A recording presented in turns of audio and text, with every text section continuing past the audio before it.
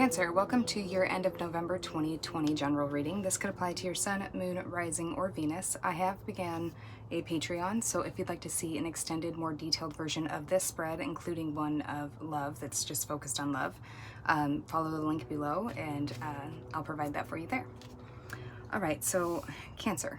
I started out with the Blind Spot Oracle, and the card that fell for you was card number 4, which is your motives.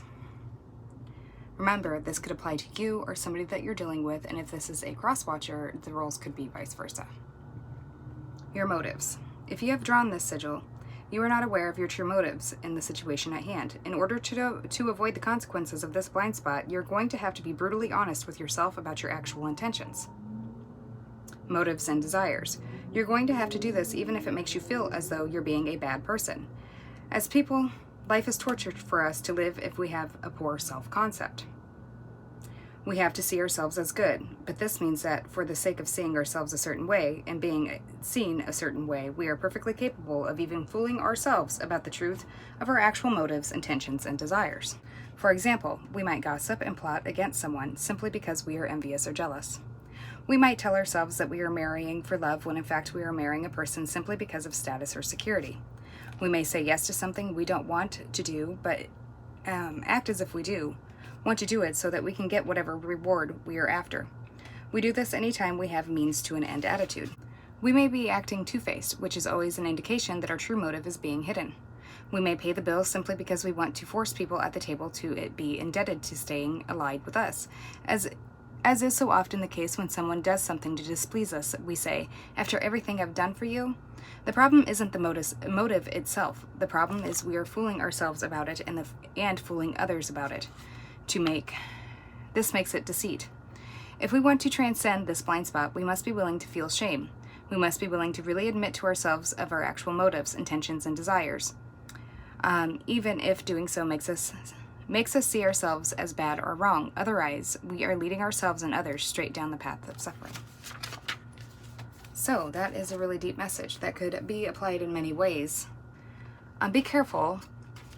One, obviously, what it's saying is that you're not lying to yourself about what will actually bring you happiness.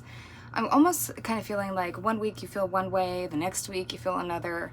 And have you ever actually found yourself? Are you going after what makes your heart content? Or this could be somebody that you're dealing with feeling this way in their lives pertaining to you.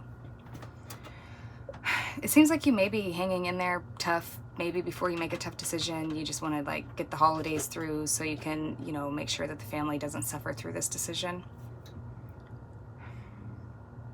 There is a commitment that you have that is money-based. Maybe it cost a lot to get a divorce, or you would be indebted to that person if you were to get a divorce. There is definitely possibly communication with an older person in your family or within a legal situation that you may be plotting secretly and strategically, or somebody's getting this stuck in your head that it's a good idea because they want something from you. So be careful who you're allowing into your head as friends, or even family could be doing this. It could be another, romantic connection, or, a misery loves company. So be careful that you're not easily swayed by looking onto others' lives. This may be somebody you're dealing with that may be finding it hard to decipher what it is that they want, and so therefore anybody they get around, they change. One minute they want to be a committed married husband or wife because the people they're majority surrounded by exude that as an example in their life. So whatever they do, they become something different in order to be accepted by whoever they're dealing with. So I'm going to go ahead and clarify just a little bit here. We're going to go ahead and clarify the wisdom here. All right, so you may be giving or taking from a commitment in a partnership due to money. You may have become committed to something for money. So this could also be work related for sure. It could be that, so we have the Judgment card. You may be making a judgment, a final judgment, or talking with an attorney, or somebody you're dealing with is talking to an attorney about coming to some kind of determination of an end. This is going to be an ultimate betrayal to you or somebody else.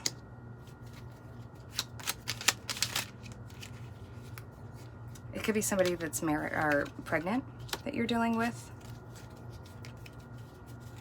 Or it could be a Taurus that is in your ear, a Taurus or Libra that's in your ear, or somebody that's in the ear of somebody you care about.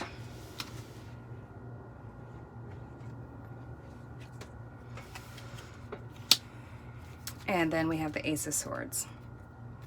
And at the bottom of the deck, we do have the Queen of Cups, the Star, the Knight of Swords, and the King of Swords, the Hierophant. All right, so you may be in a commitment that requires equal give and take. You may be working towards solidifying a commitment with somebody else, or somebody you're dealing with is doing this, and it's going to be ultimate betrayal because they may be returning to a Taurus or a Libra.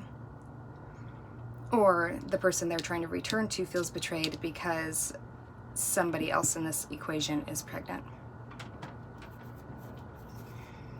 You may be giving yourself a time limit of waiting until after the holidays to see how things pan out and then make a decision. You could be dealing with an air sign, Gemini, Libra, Aquarius. You could be dealing with an earth sign, which is Taurus, Virgo, Capricorn. You could be dealing with another water sign, a wife, somebody who's pregnant,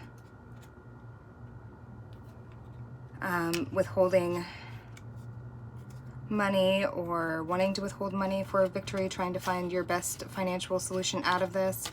This could be somebody else who is getting in your ear to do this. Be very, very careful, because it does seem like somebody may be